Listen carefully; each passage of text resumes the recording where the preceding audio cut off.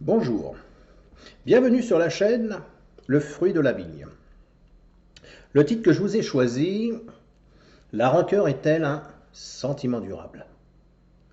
Laissez-moi vous conter une petite histoire. Il s'agit d'un braconnier qui voulait prendre au piège un singe, et pour ça, il fallait l'appâter. Le braconnier construisit une boîte, carrée, en laissant juste un petit espace, afin que le singe puisse y glisser sa main. À l'intérieur de la boîte, il plaça des friandises. Le braconnier déposa la boîte près d'un arbre, puis alla se cacher. Quelques heures plus tard, un singe qui arrive trouve la boîte près d'un arbre. Il regarde autour de lui pour vérifier qu'il n'y a pas un piège, on ne sait jamais, et place sa main comme ça dans la boîte. Il prend une poignée de friandises. Jusqu'à là, tout se passe bien, mais au moment qu'il va vouloir sortir la main, il va se rendre compte qu'il ne peut pas. S'il veut sortir sa main de la boîte qui le piège, il va être obligé d'ouvrir, laisser tomber les friandises. Mais pendant qu'il porte son attention sur ces friandises, il oublie complètement le braconnier, qui lui arrive par derrière et le tua. C'est dur comme moralité. Alors les friandises correspondent à vos pensées. Le singe, ça je vous laisse deviner.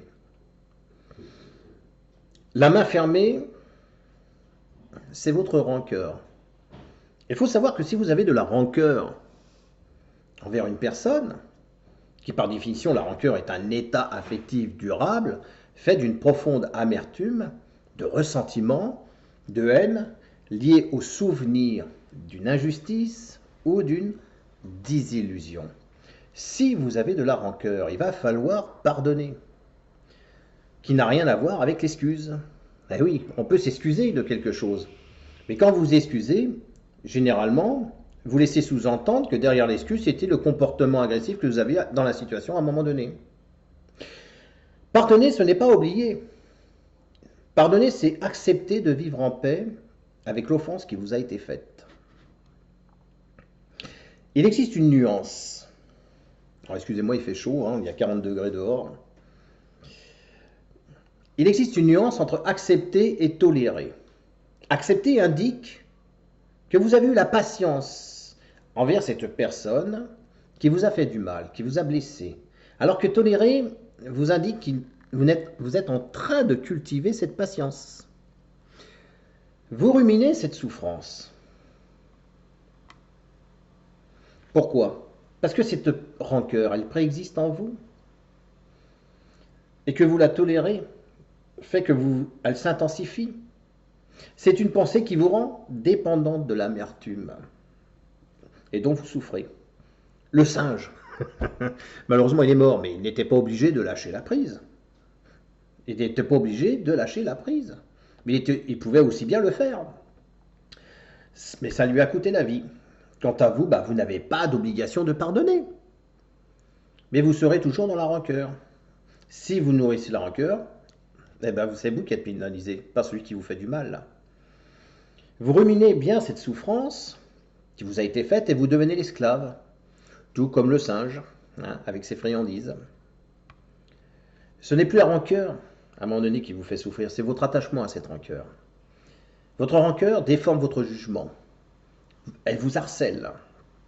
La personne qui a pu vous blesser, volontairement ou peut-être pas, mais celle qui vous a blessé n'est peut-être même pas présente aujourd'hui pour vous voir souffrir. Vos sentiments sont complètement manipulés par vos pensées. Alors cessez donc de souffrir inutilement, pardonnez-vous. Si une personne vous blesse et qu'en vous s'élève de la rancune, eh bien la cause de votre rancune n'est pas la personne, mais bien votre rancune qui vient vous trahir, vous et votre tranquillité et votre sérénité.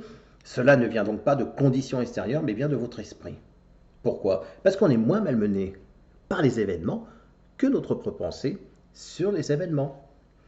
Pour conclusion, à l'inverse de tolérer, accepter de pardonner, c'est renoncer à votre colère, c'est vous remettre en paix avec vous-même. Vous laissez les friandises dans la boîte, vous cessez d'être dépendant de ces friandises qui sont vos pensées et ne leur donnez pas plus d'importance qu'elles en ont, ces pensées. Sachez une chose, que derrière un problème physique, il y a toujours une cause psychologique. Voyez-vous? Eh bien, je vous dis à bientôt pour une prochaine vidéo. Au revoir.